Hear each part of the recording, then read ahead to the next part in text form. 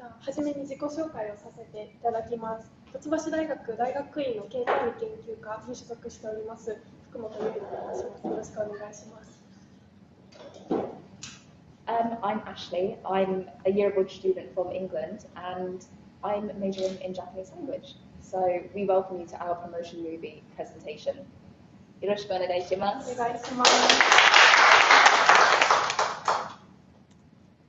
So our main objective was to highlight the idealistic day for a ideally international student or a tourist who's been here for an extended period of time, covering what I think the perfect day in Sawara would look like. So moving on, what would a pain point be? I imagine, well, a reality for me actually as a year abroad student is when I come to Japan, at first I go to all of the major cities, and then I realise that all of the major companies are already here. There's McDonald's, there's KFC, there's Domino's, karaoke, sure, but karaoke is also everywhere. When I come to Japan, I want to find something that I can truly say, this is Japanese. So the solution to that is very simple. Come to Sawara. It's perfect. So moving on. We have a segmentation board here, and we found that throughout all the cities and all the prefectures, Katori, this area, is the perfect place to be, especially for our ideal audience, which is people who are in Japan for an extended period of time, and also people who have this fervor, this hunger for Japanese culture, Japanese language, and they really want to dive in deep and get to know more. An ideal persona is somebody who is a student, so this person has been here for about 6 months. They've seen everything that needs to be seen, they've seen everything as what's been said, that's been on social media. Perhaps they're a person who likes to explore things that are previously unknown. They like to try things that are more traditional, that are quite unwalken, I guess. They like to try things like dango, which is my favourite treat. Or maybe they want to do something which is quite unique, something which will make them feel special, something which they can truly take back home and say that they've done, knowing that nobody else has done it before. This is the kind of person they're trying to reach out there. So we created a customer journey map based on our persona's insight. As you can see, this map follows item model and consists of 4 phases. At the first attention interest part, the target audience searches for travel ideas on TikTok and Instagram Reels to plan a unique Japanese trip. To capture their attention, we will create short, catchy videos about 20 seconds to establish a touchpoint with potential customers. This is because Sawara, to be honest, is not widely known, and watching a long video about an unfamiliar place can feel like a physical burden, I think. It's crucial to first introduce Sawara through short, casual videos that people can come across effortlessly. For those who have developed interest in Sawara, we will provide slightly longer videos in the second desire and memory phase. This phase is particularly important for our generation, as travelers not only seek fulfilled experiences, but also prioritize how they can share their memories on their social media in an appealing way. Therefore, our videos will not only introduce a historical and cultural aspect of Sawara, but also highlight photogenic spots and creative ways to enjoy the destination more. For the last 2 phases, act and gain fans, also, there's little we can actively do at this stage. We can create a system that encourages travelers to share their experiences. For example, we can establish an official hashtag and set up signs at photogenic spots to guide visitors. These efforts will make it easier for travelers to post about their experiences and help spread awareness of Sawara. So, it's time to watch our video now. We can start from the short movie here.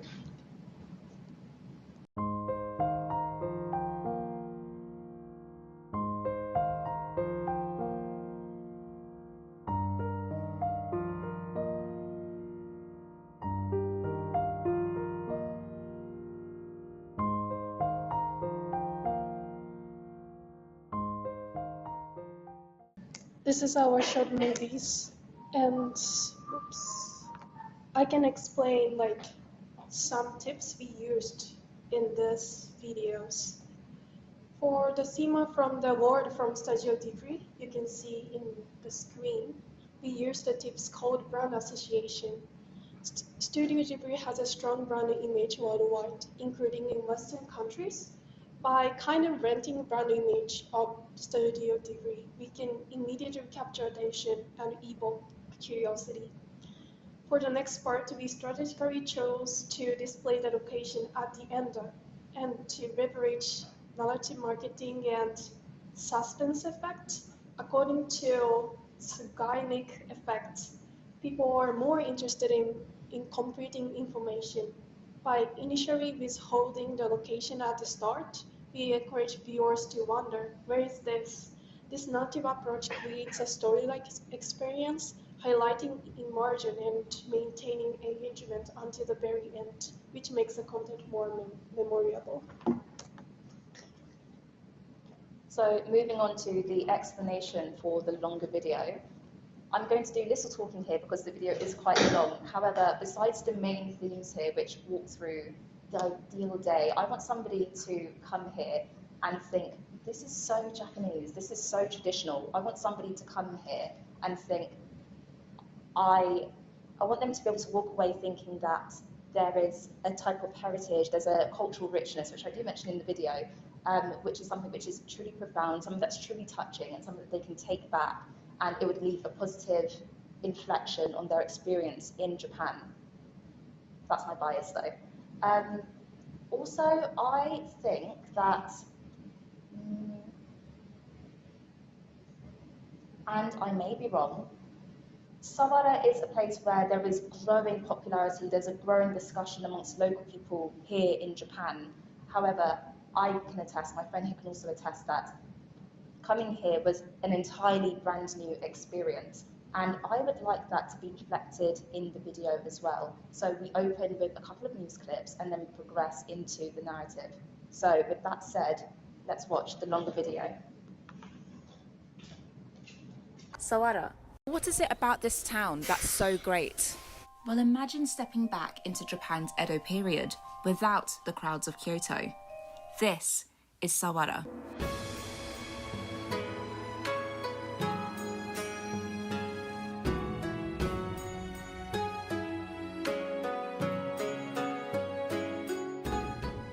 From Tokyo Station, you can take the JR Sobu line to Sawara Station in just 90 minutes. And trust me, it's worth the trip. How would you like to take a step into Japan's past? Well, that's exactly what it's like here in Sawara, which is a stone's throw away from Narita Airport. Sawara used to be the kitchen for Edo, which is now Tokyo. Today, we can see beautifully preserved Edo architecture, and we can still see the remnants of the past that fueled the current Tokyo's economy. Let's have a look to see what culture we can still find today. Walking through the town, you can see original, ever-preserved architecture, canals and storehouses that have been standing for centuries. But the best way to truly appreciate Sawara is by dressing the part. 可愛すぎない？可愛いよね。いい。で、帯をこういうシンプルなモダンな感じ。What do you guys think? I like the purple one. Yeah? Renting a kimono completely changes the way you interact with the town, making it feel as if you've stepped into Edo history. Which is why this town is named Koedo. However, a secret will tell you, the residents don't like that, so they prefer Edo Masari, better than Edo. This morning, I'm on the hunt for the home of Takadata Ino, a famous figurehead for the area. Sawara could be said to be a merchant's town, much like this place. The house of the very man who mapped what is now the infamous map of Japan. You can tell that meticulous care has been undertaken to preserve such ancient architecture. The fact that a building can truly stand the test of time is something that I find truly profound. So I found these lovely girls and I offered a nice suggestion to try on a kimono, and now we have a twin. Yeah. Loving it. So what brings you guys to Sawara today? So we live in Nagano Prefecture and we wanted to go on holiday because, you know, it's a national holiday, so we wanted to go somewhere we'd not been before. So we thought Chiba Prefecture was a good idea. Misa's from Chiba, so I asked her like what she recommends in the area, and she sent us a bunch of places, and we thought this looked the most fun. Loads of people say that Sawara is like a mini Kyoto. Would you guys agree? I've never been to Kyoto, so I don't know.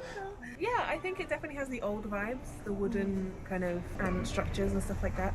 But it's all very compact. We don't have to walk as much as you do, I think, in Kyoto. Amongst all the places in Chiba, this was one of them. Why would you recommend this place? I wanted to recommend it, like this kind of old vibes. So like in Chiba, here Sawara is the place that you can like most feel like old Japanese vibes. So I recommended them.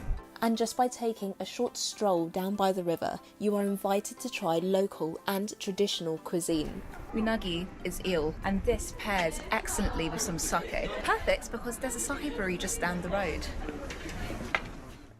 Nabedana Brewery has been in operation for 320 years, and we received the courtesy to witness the sake production process and receive words from the standing president, Otsuka Kan.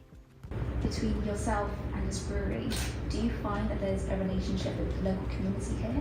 We used to have a family, Otsuka family, living here and controlling this place, but we took over the operation. But we do have a good relationship with the people surrounding in this area, as well as the city of Narita.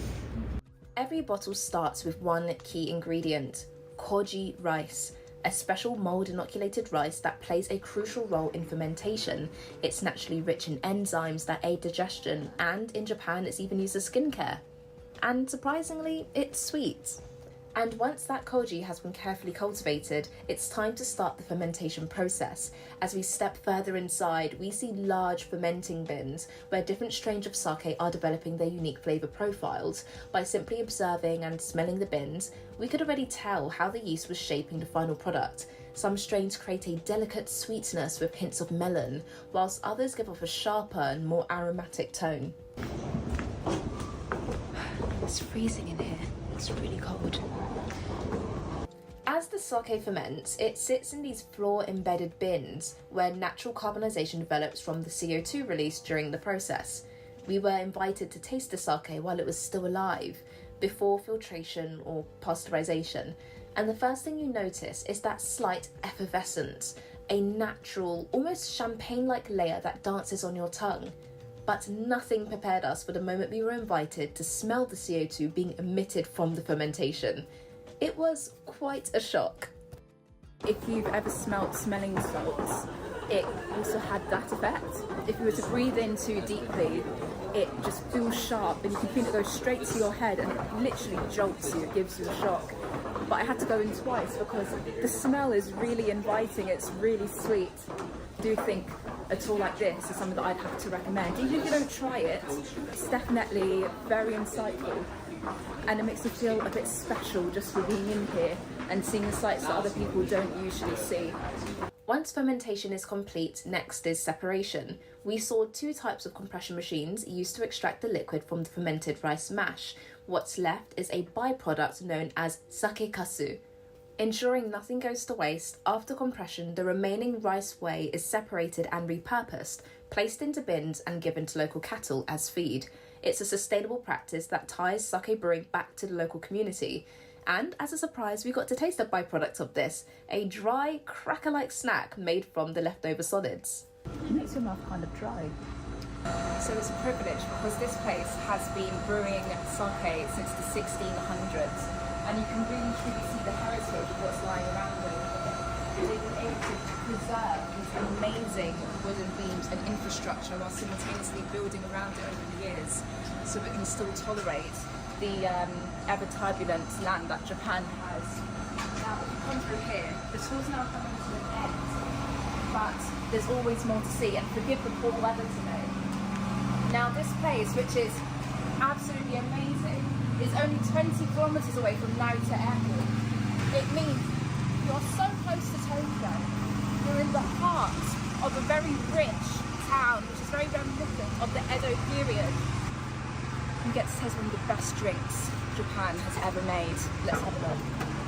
After disinfecting, we were guided into a separate outhouse where the warm, carefully maintained koji rice was ready to create the next batch of sake. In this space, you could really feel the humidity essential for cultivating the perfect koji. Then finally, after seeing the entire process, it was time to taste the final product. Nabedana Brewery offers a range of sake, from crisp and dry to smooth and subtly sweet. And I have to say, I quickly found a new favourite drink. It's really light, very fruity, melon scent.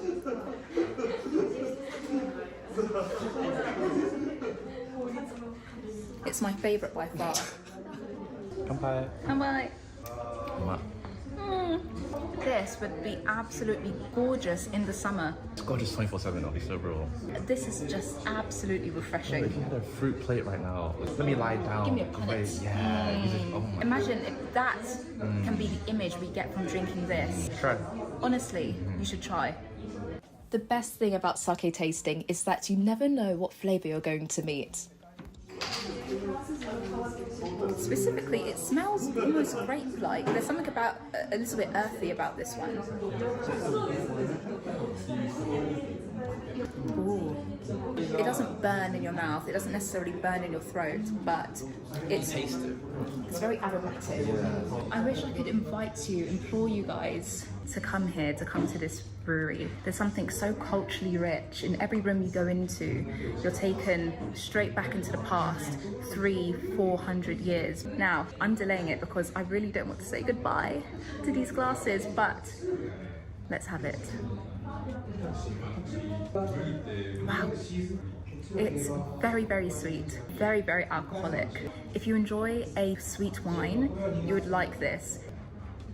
Personally, I'm going to give this one a miss. The sparkling ones are by far my favourite, as well as the red bottle, which was reminiscent of that glass of red.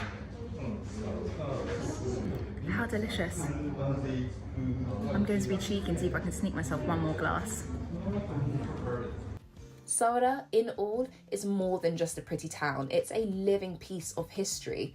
Whether you're visiting for the traditional sweets, the sake, or just a peaceful getaway from Tokyo, this place is absolutely worth your time.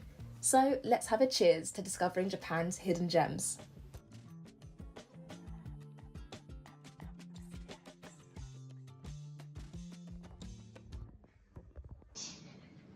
So we showed our videos to target customers and got some feedback.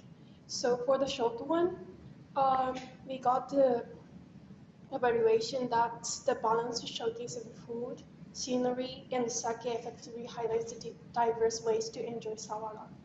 But also we got like keeping location undisclosed until the end enhances viewer retention, but the final video could be more impactful. So maybe if we have the next opportunity, we can emphasize Sawara through subtitle or video description to improve recognition of this great destination to road trip. And the feedback for the long video is fantastic because the great bits about it is that it goes really deep. It really focuses on quite a niche group of people, and by being able to do that, we're able to cover a plethora of things in the video. A great way to work on this, though, is to open Sawara up to a wider audience. You know, it's great that there's people that have an interest in Japanese culture, but Japanese culture is equally broad as anything. So, just as Sawara does have an area where there is history, an area where there is a loss preservation, there's also an urbanized area. So, how can we kind of interplay these two things? How can we see if there's a meeting ground where we can have people who like a randomized itemation of Japanese culture and have them all come into one thing? That is what I drew from our feedback. Thank you. 年齢層が近いからちょっとフィードバックをいただければお願いします。サムさん、テイさん、あたりいかがでしょう。What can you do better, or what keepers or changers ね。はい。すごい素敵な動画だと思いました。You're so articulate when you speak. It was really an interesting video. I think it's a really good video all in all. But I think the idea of mixing Kozaki and Sawara together, there should be a bit more of like a separation between the two towns. I think Kozaki kind of became enveloped into Sawara a little bit, and Kozaki is its own kind of entity in its own as well.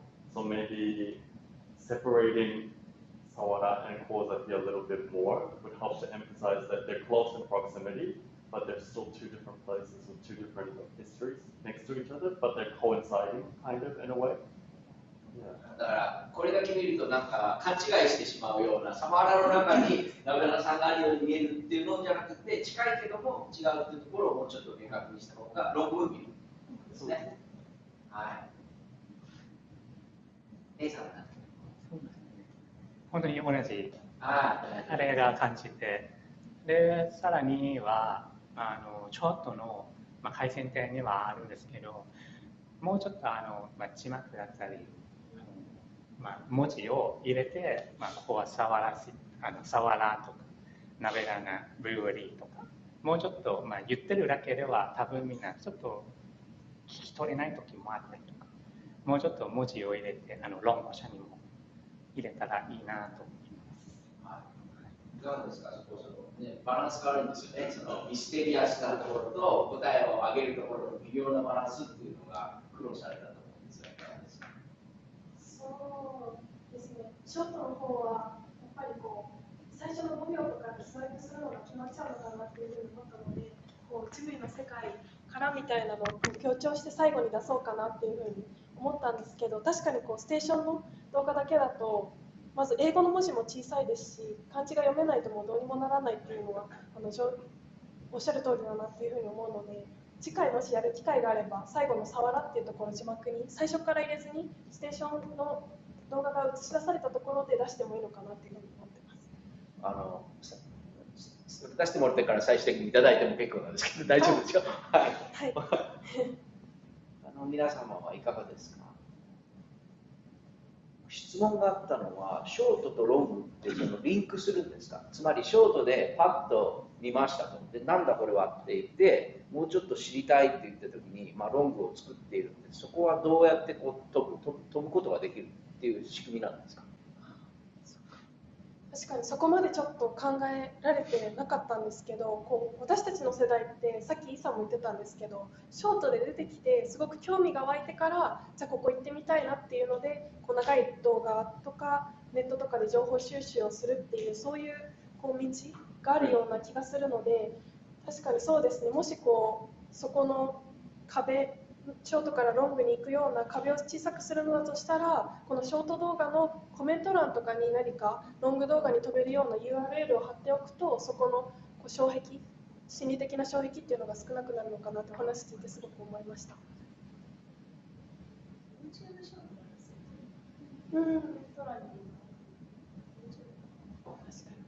若い人は、ね、分かっているようです。私たちはよく分からないんですけども。はいいかがでしょう。そうですね。どちらの間も広く取材していただいて嬉しいなという気持ちで拝見しました。ロングの方はニュースのレポーターさんが話しているようなコンセプトもあって面白いなと思って視聴した次第です。質問ではないです。ありがとうございました。